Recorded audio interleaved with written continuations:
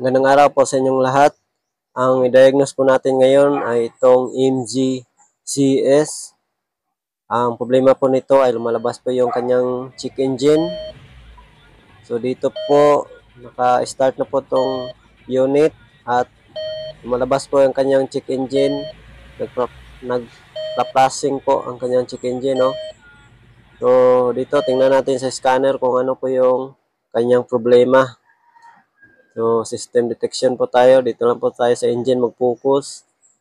So, read trouble code po tayo para makita natin ang kanyang mga problema. So, ang dami pong lumabas dito na trouble code, no?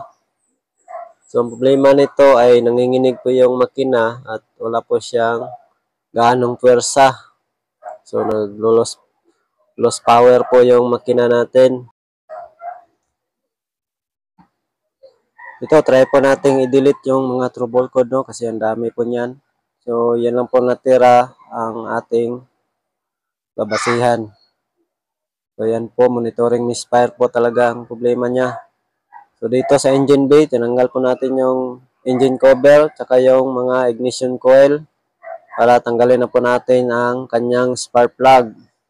Tingnan po natin ang kanyang sunog. So, ang apat na spark plug ay nagka-carbon na po, no? So, kailangan na po itong palitan.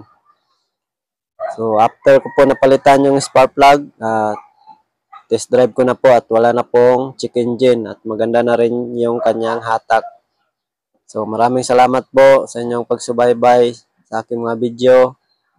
Maraming salamat sa inyong lahat, mga followers. God bless po.